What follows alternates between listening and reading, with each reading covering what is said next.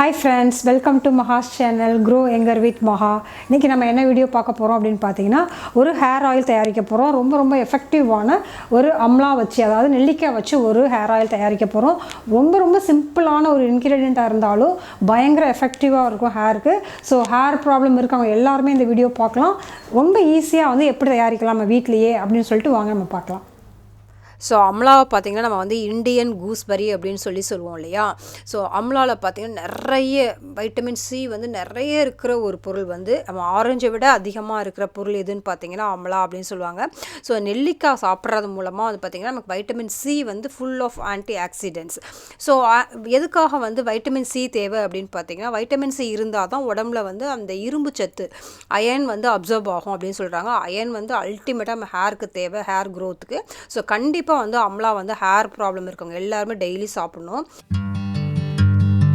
நெல்லிக்காய் எண்ணெய் தயாரிக்கிறதுக்கு என்னென்ன பொருள்கள்லாம் வேணும் அப்படின்னா நெல்லிக்காய், இதுக்கு அந்த பெரிய நெல்லிக்காய் இருந்தால் தான் நல்லாயிருக்கும். ஸோ இது வந்து பெரிய நெல்லிக்காய், அதுக்கப்புறம் தேங்காய் எண்ணெய். ஸோ இங்கே டெம்பரேச்சரில் இதாக இருக்கிறதுனால கொஞ்சம் ஃப்ரீஸ் ஆகிடுச்சு. ஸோ இதை வந்து நான் வந்து மெல்ட் பண்ணிக்கிறேன். இது ரெண்டும் தான். தேங்காய் எண்ணெய் வந்து நான் வந்து இன்றைக்கி வந்து தேங்காய் எண்ணெய் இன்றைக்கி வந்து நான் வந்து பியூர் கோகோனட் ஆயில் வந்து எடுத்திருக்கேன். ஸோ நீங்கள் வந்து கோல்டு ப்ரெஸ்டுன்னு சொல்லுவாங்க இல்லையா, அந்த மாதிரி ஆயில் எடுத்திருக்கேன். இல்லை இது கிடைக்கலனாலும் நார்மலாக நம்ம கோகோனட் ஆயில் யூஸ் பண்ணோம் இல்லையா, அந்த ஆயில் யூஸ் பண்ணிக்கலாம். ஸோ இன்றைக்கி வந்து 1/2 லிட்டர் எண்ணெய்க்கு வச்சு நான் வந்து தேங்காய் எண்ணெய்க்கு வந்து போட்டிருக்கேன். இதை வந்து என்னென்ன பண்ணணும் அப்படின்னாக்கா, ஃபஸ்ட்டு வந்து இந்த நெல்லிக்காவை வந்து இது மேலே இருக்கிற இதெல்லாம் எடுத்துடலாம். அந்த கொட்டையை மட்டும் விட்டுட்டு மற்றது எல்லாத்தையும் வந்து இந்த மாதிரி எடுத்துடலாம். நெல்லிக்காய் இன்டேக்காகவும் எடுத்துக்கிறப்பையும் நிறைய பெனிஃபிட்ஸ் இருக்குது. ஸோ இந்த எண்ணெயை வந்து நம்ம டெய்லி யூஸ் பண்ணோம்னா தலையில் வந்து அந்த முடி வந்து கருன்னு வளரும். ஏதாவது டேண்ட்ரஃப் ப்ராப்ளம் இருந்தாலும் சரியாயிரும். முடி கொட்டுறது சுத்தமாக நின்றுங்க. எல்லா கொட்டையுமே தனியாக எடுத்துட்டேன். ஸோ இதெல்லாம் வந்து நம்ம மிக்சியில் போட்டு ஃபஸ்ட்டு அரைச்சிக்கலாம். தண்ணி கொஞ்சம் கூட சேர்க்கக்கூடாது. ஸோ மிக்சி ஜாரில் வந்து நான் வந்து போட்டு அரைச்சிக்கிறேன் நான்.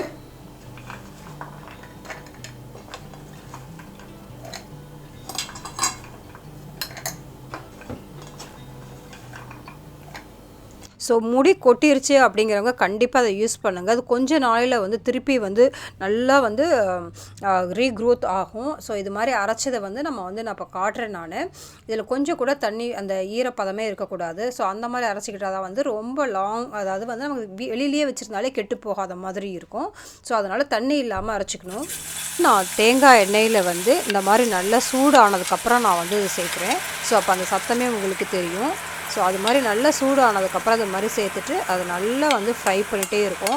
ஃப்ரை பண்ண பார்த்திங்கன்னா அந்த நெல்லிக்காயில் இருக்கிற அந்த எண்ணெய் அப்படி கொஞ்சமாக இதாகி வந்து அந்த எண்ணெய் வந்து வெளிவிடும்.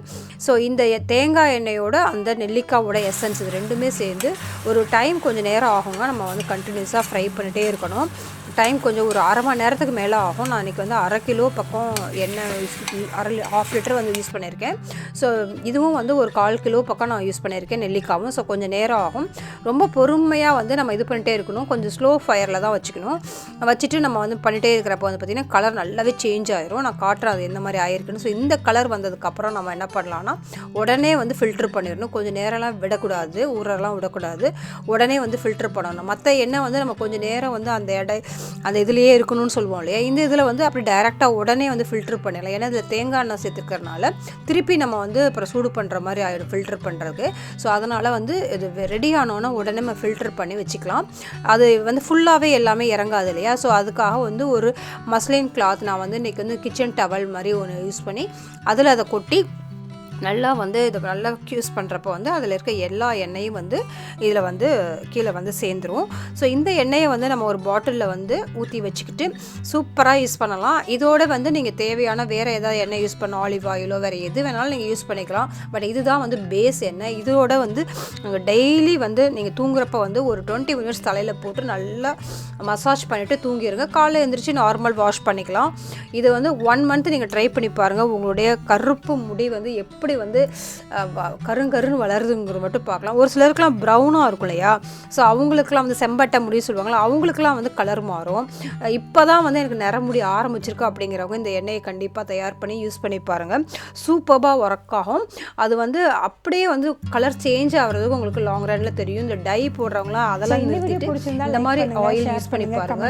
சூப்பராக வந்து உங்களுக்கு கருன்னு வளர ஆரம்பிச்சிடும். கண்டிப்பாக வந்து நீங்கள் செஞ்சு பார்த்துட்டு கண்டிப்பாக உங்களுடைய ஃபீட்பேக் என்ன அப்படிங்கிறத வந்து நீங்கள் கமெண்ட்ஸில் வந்து சொல்லுங்கள். ஸோ கிவ் அவேல பார்ட்டிசிபேட் பண்ணுற எல்லாருக்குமே வந்து ஆல் த பெஸ்ட் சொல்லிக்கிறேன். So be positive, stay beautiful always. Bye.